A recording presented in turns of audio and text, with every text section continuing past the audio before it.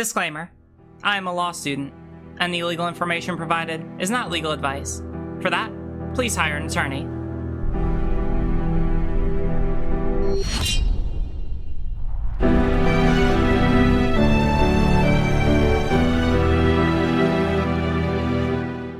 Howdy, howdy. Howdy. How's it going? How long has it been since the last time that we've talked? Well, the last time we talked, I think we talked in DMs a little bit, but the last time we talked Like properly over voice was 2 months and 5 days ago when I did the 100K. Holy shit! Damn. All right. Well, hey, I'll get it out of the way. Just up front, congratulations. 200K. That's pretty chill, pretty cool. I think that's yeah, I don't know.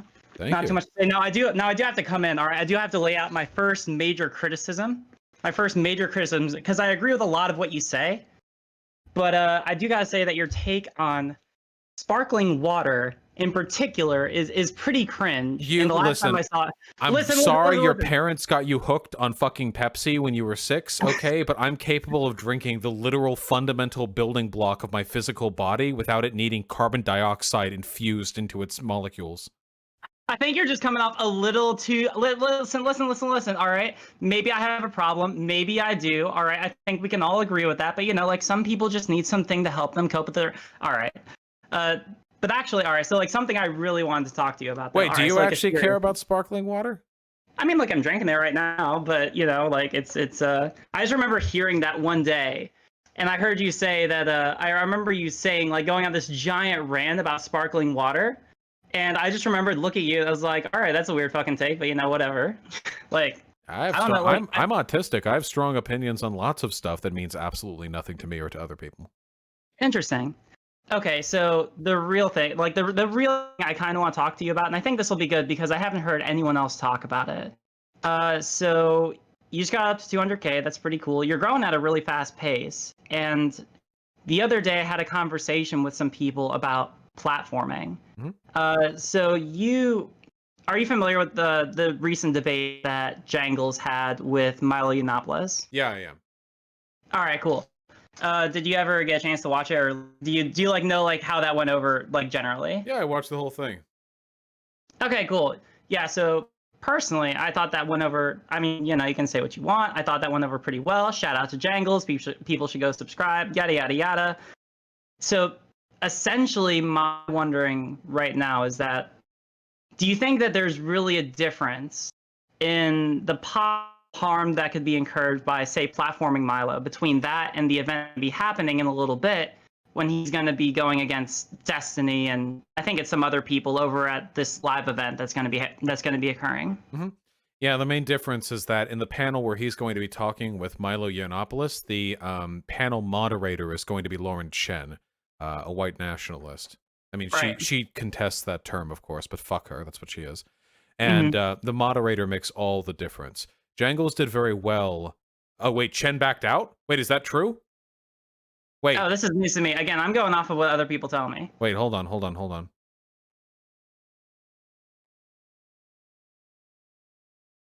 Yep, she backed out. Wait, why? Was it because of COVID? Was there a political reason? Well, the new moderator is no doubt also going to be some horrible person. The issue is having a biased moderator makes an extraordinary difference. It's unbelievable how much of a difference it makes. Because your ability to look good and to employ these rhetorical tactics is largely contingent on a moderator tolerating your shit. If the moderator is constantly interrupting you or saying oh, hey, that was uncivil or what have you, it can be really difficult. But Jangles is competent. Destiny, of course, very, very seasoned debater. I'm sure they'll do well enough. I have confidence in them. Yeah, and I'm not necessarily disputing that. I trust that they're both going to go and they're going to do well in their own rights. I suppose that the reason I'm concerned is because, and I'm not saying anything negative about Jangles at all in this respect, but there is a difference between having Milo debate Jangles versus having Milo debate someone like Destiny, right? Just the sheer difference in magnitude between their audiences, right, is going to it's going to promote Milo a lot more than just debating someone with what, like around 5,000 subs, right? And I'm right around there too. So I'm just being very self-aware of my own space in the internet. But like, I suppose that the reason I'm concerned is that when you go into, it's kind of like what you're saying, right? When you go into a space like this and you have a moderator who's going to be working against you and the audience is working against you, and basically everyone is working against you, you're two sheep in a room full of wolves, right? I think that even if you do as well as you possibly can, the best you can possibly hope for is just to break even, is essentially my concern, Yeah, right? Like you can't. I agree with that. Yeah, Milo Yiannopoulos is somebody we probably don't want to engage that much with because he doesn't have enough of a following that any of us really benefit from shitting on him. But he has enough of a sort of latent media apparatus from his previous time in the spotlight that if he did very, very well, he could conceivably revive his career somewhat. I personally, from a strategic standpoint, I think that just not going to MythCon at all would probably be the best possible move for everyone on the left. If people are to go, Destiny and Jangles, I'm very happy they are going. But I agree. This is the same. Keep in mind, the right is currently trying to do this with me. People like Sargon of Akkad are making these videos where they're like, don't debate the breadtube left. They're grifting, they're making money. Right. And what it really is, of course, it's cowardice. But what it also is underlying is, and they recognize this because the people in the comments are like, oh yeah, don't debate him, he gets money from this. They're trying to argue that they shouldn't platform me, which is a wonderful compliment because they're recognizing that I'm a threat. Thank you. But yeah, there you go. Secondly, it's a little true. I did get a lot of a following for the ability to argue with these people, and if I wasn't arguing with these people, then I never would have demonstrated my ability to. Now, thankfully, I'm large enough that I can call these people cowards for not debating me and be taken seriously, because I'm large enough they can't pretend I'm some nobody. But that doesn't always work, and Milo is in this weird sort of half-half position where at one point he's utterly irrelevant, and on the other hand, he is just a few years away from being one of the most well-known conservative names in the country. And that's a difficult, sort of rocky position, you know? You mind if I put on my tin hat for just a hot second? All right. But then I don't like. Right. So I suppose that my main concern, right, is that I don't want people going into this after the debate with Jangles and anticipate that, Milo's going to go in and be like this pushover, whiny crybaby, can't make a single coherent argument sort of a guy, right?